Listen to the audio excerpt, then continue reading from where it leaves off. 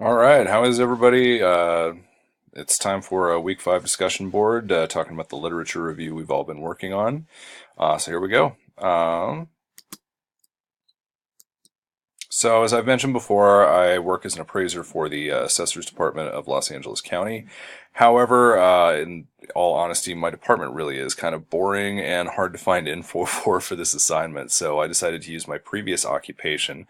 I used to be a high school teacher. I taught history and government. That's not actually me. I just don't really have any pictures of me offhand to use, so I'm just using stock footage there. But anyway, there is a ton of info on. There's so many scholarly articles written about teaching, and so I figured that would probably be a very fertile ground for this assignment. So anyway, the areas that I looked into were. Chapter 10 was appraisal, and so I was looking into teacher evaluations. And the article looks at the idea of tying teacher evaluation to student achievement. So, in other words, it's kind of that old merit pay proposal.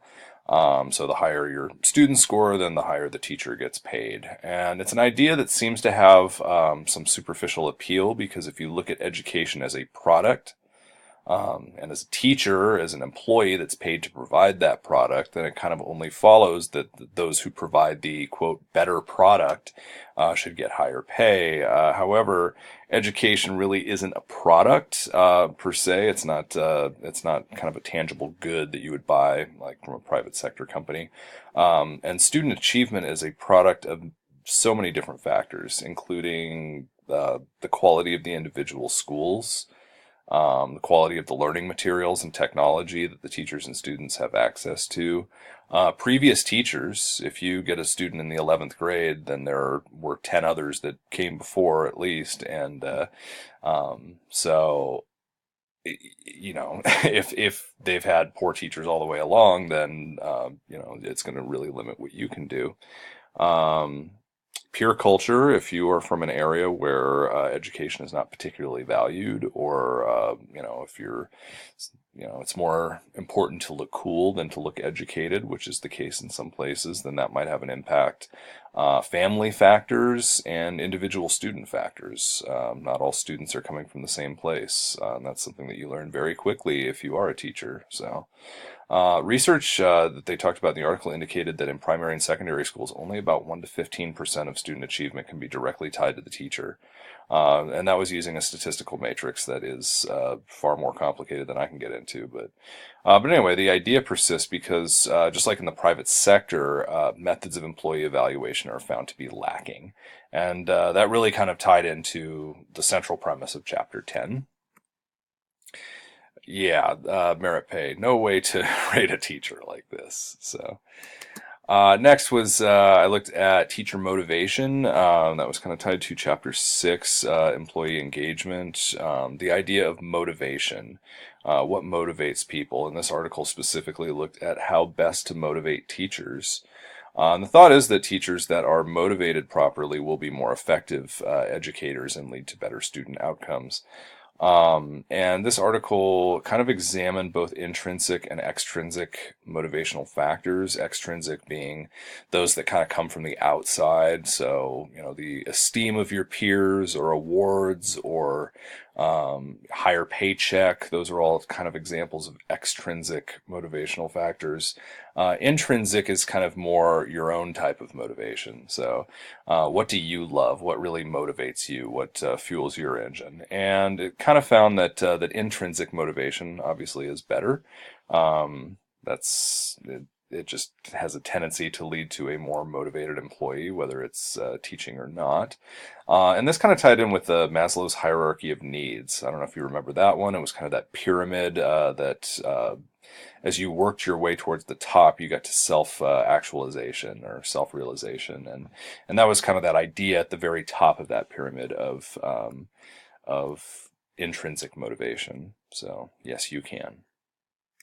And the next one that I looked at was teacher training, and that was relating to chapter 9, teaching, learning, and development. And Teacher training. So it kind of examines different types of teacher training and how to improve training to produce higher student achievement. So if you're noticing a theme here, most literature on teaching and teachers tends to start off from the assumption that the students aren't doing well enough, and it's probably somehow the teachers to blame. So, but anyway, the idea is how do we improve? And this really tied into this idea in chapter 9 of the difference between development, training, and learning that it talked about.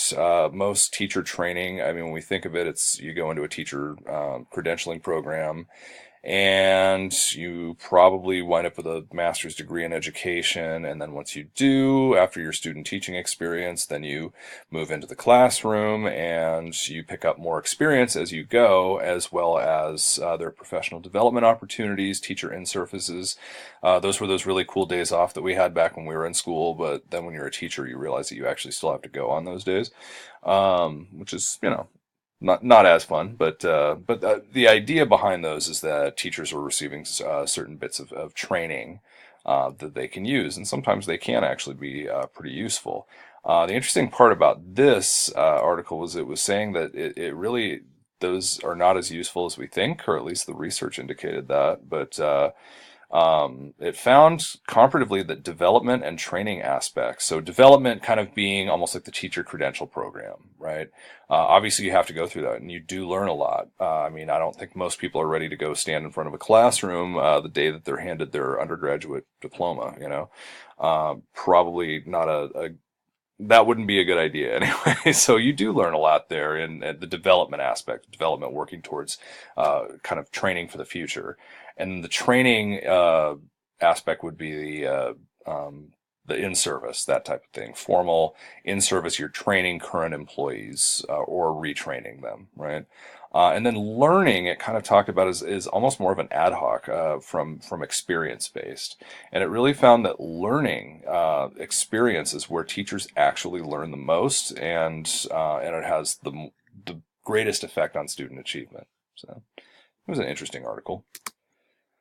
And then the last one I looked at was teacher compensation and collective bargaining, which comes up from time to time when you see the news of a teacher strike. It will happen now and again, depending on the district. And this article examined, it was in the Journal of Educational Finance, which I'm sure that's a real page turner, but it examines whether teacher compensation is higher in districts that have collective bargaining versus in districts that do not. And spoiler alert, districts that have collective bargaining, in fact, do pay more, about 20 to 25% more.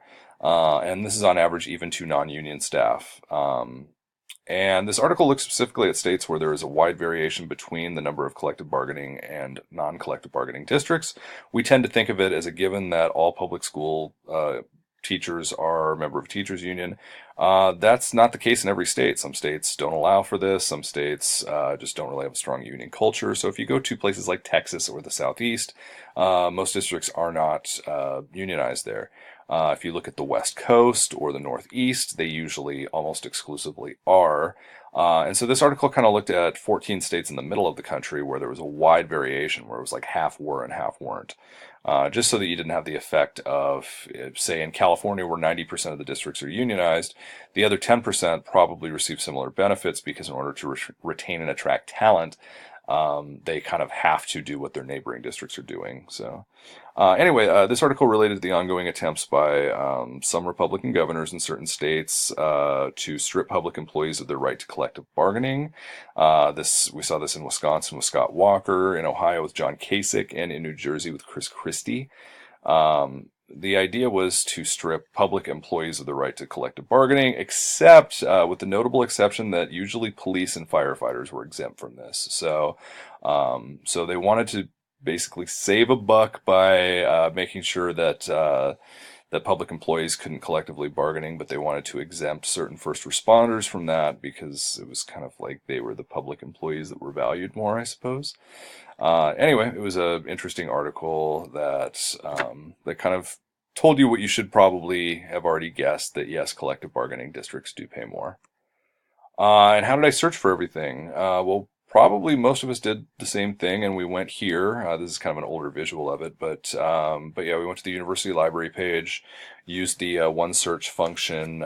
So I just kind of typed in what I wanted to see, teacher training or teacher motivation or something like that, and use that function, and it spits back thousands of results. And so I say, no, no, refine that a little bit further. Show me just articles. And so even with that, there were still tons of those, but I selected some that were relevant to teaching and to areas that I was interested in dealing with.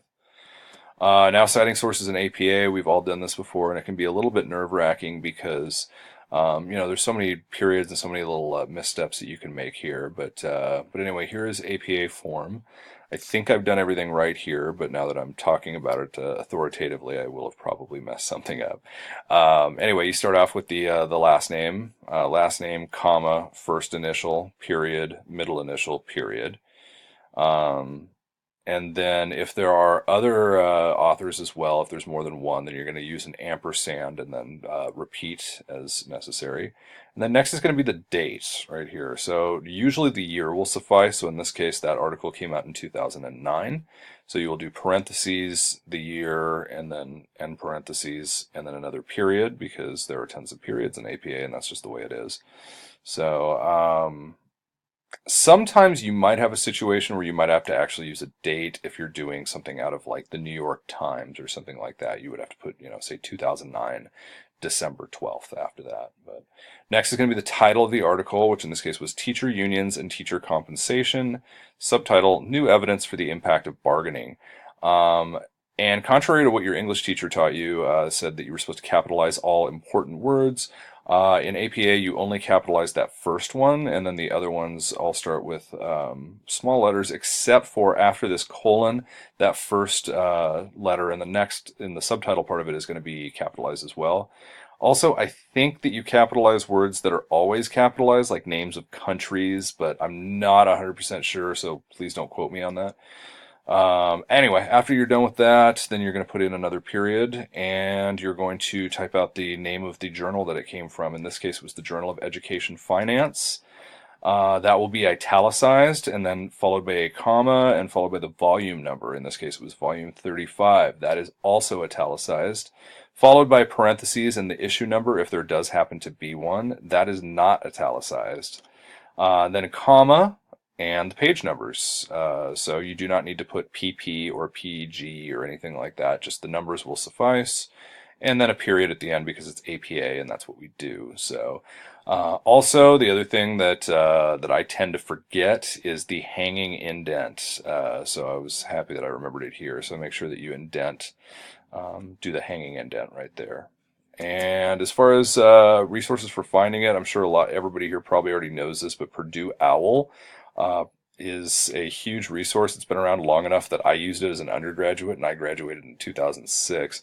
It was always a source that I recommended to students when I assigned papers that needed citations. And yeah, sometimes high schoolers do have to write papers that have citations in them.